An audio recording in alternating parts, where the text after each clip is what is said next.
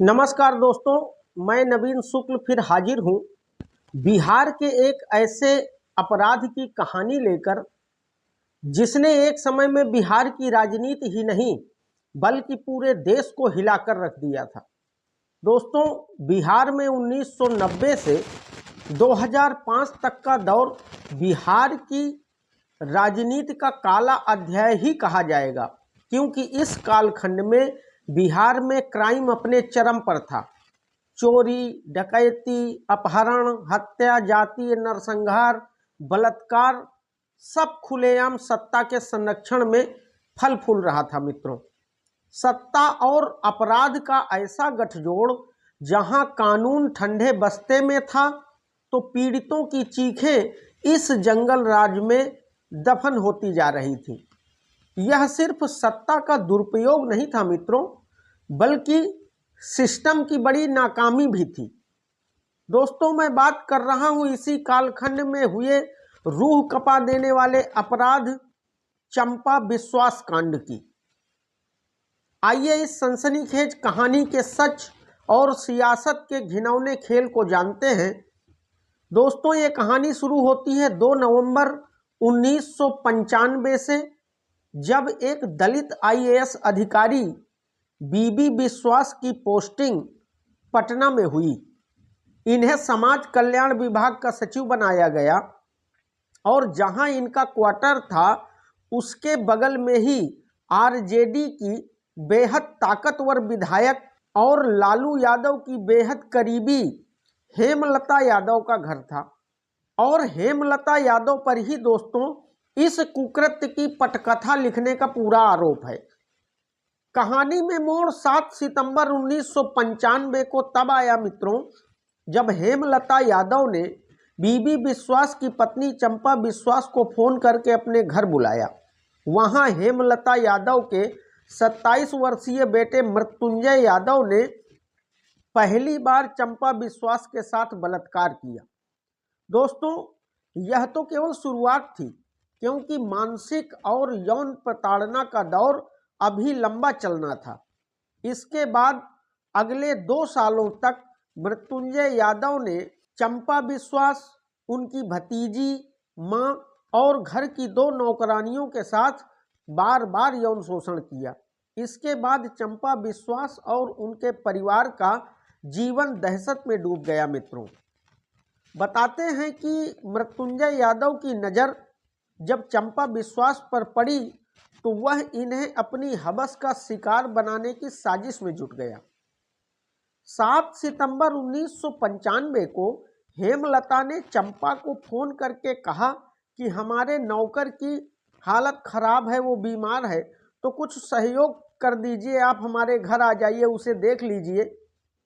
मित्रों, पड़ोस की बात थी और एक विधायक की बात थी, तो चंपा जैसे ही हेमलता के घर पहुंची, हेमलता उन्हें एक कमरे में लेकर गई कि वहां लेटा हुआ है।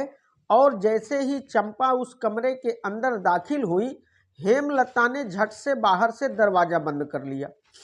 कमरे के अंदर मित्रों पहले से ही मृत्युंजय यादव मौजूद था। उसने जबरन चंपा विश्वास से रेप किया। वो चीखती रही, चिल्लाती रही, लेकिन किसी ने उनकी एक नहीं सुनी। मित्रों, जिस समय ये सब हो रहा था उस समय आरजेडी के कुछ नेता हेमलता के घर पर ही मौजूद थे, लेकिन किसी ने कोई प्रतिक्रिया नहीं दी। बलात्कार के बाद हेमलता यादव ने चंपा विश्वास को धमकाया कि अगर तुमने इस घटना की जानकारी किसी और को दी, अपने पति को दी, तो फिर अच्छा नहीं होगा, तुम्हारे परिवार को खत्म कर दिया जाएगा। और दोस्तों, बलात्कार के दौरान चंपा विश्वास बेहोश हो गई थी। तो हेमलता यादव ने उन्हें बताया कि जब तुम बेहोश थी उस समय तुम्हारी नंगी तस्वीरें खींच ली गई हैं, तुम्हारा वीडियो बना लिया गया है। अगर तुमने जरा सा चालाकी दिखाई और ये बात किसी को बताई तो तुम्हारी वो तस्वीरें और वीडियो सोशल मीडिया में वायरल कर दिया जाएगा और सब जगह प्रसारित कर दिया जाएगा। मित्रों, कोई भी हो, कोई आईएएस ऑफिसर की पत्नी ही क्यों ना हो, इज्जत के नाम पर, घर वालों की हत्या के नाम पर तो डर ही जाएगी ना मित्रों। तो चंपा भी बहुत ज़्यादा डर गई और इसके बाद तो यह घटना जैसे आम बात हो गई मित्रों। आए दिन मृत्युंजय चंपा के घर पहुंच जाता और उसका रेप करता। सिर्फ चंपा का ही नहीं मित्रों, उसकी माँ, उसकी भतीजी, दोनों नौकरानियों, सबके साथ आए दिन रेप होने लगा। और विडंबना ऐसी कि एक आईएएस की पत्नी पर उसके घर में घुसकर हाथ डालने वाला अपराधी इतना बेखौफ था, जबकि विश्वास परिवार बेहद डरा हुआ था।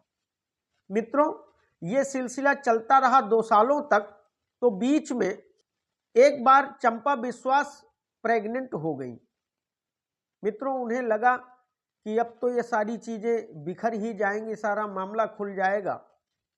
तो वो अपने घर चली गई कलकत्ता, और कलकत्ता जाकर उन्होंने वहां अपना गर्भपात करवा दिया और वही नसबंदी करवा ली, क्योंकि उन्हें डर था कि बार बार बलात्कार होने से अगर वो गर्भवती दोबारा होंगी तो ये कहानी खुल जाएगी और फिर ये लोग उनके परिवार को समाप्त कर देंगे।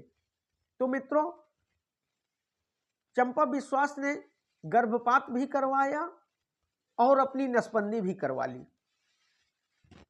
मित्रों, इस घटना की जब खबर बीबी विश्वास को हुई, काफी दिनों तक तो उन्हें जानकारी ही नहीं हुई, लेकिन जब बीबी विश्वास को इस घटना की जानकारी हुई तो वो अंदर से बहुत टूट गए मित्रों, घुटने लगे।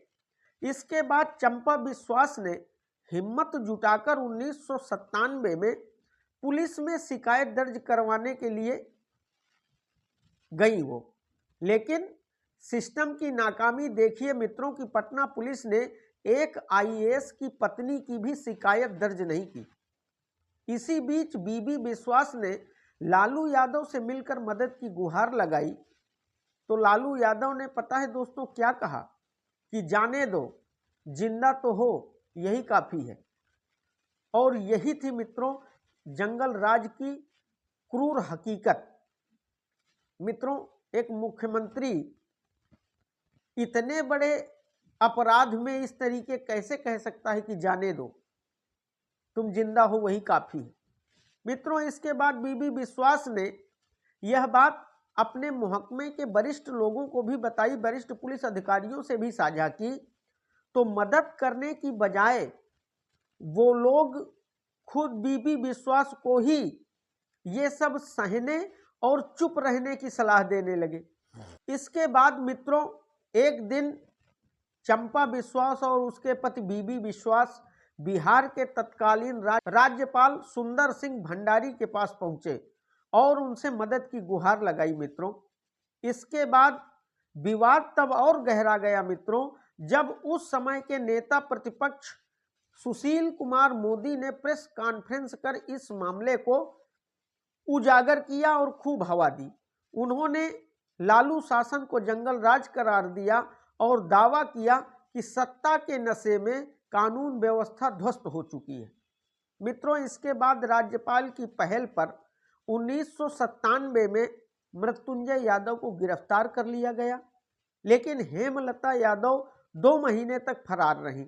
लेकिन यह मामला मीडिया में खूब सुर्खियां बटोर रहा था, चारों तरफ चर्चा हो रही थी इस मामले की। तो 2 महीने बाद हेमलता यादव को खुद को सरेंडर करना पड़ा। कुछ दिनों बाद, साल 2 साल 4 साल बाद दोनों की जमानत हो गई, दोनों बाहर आ गए।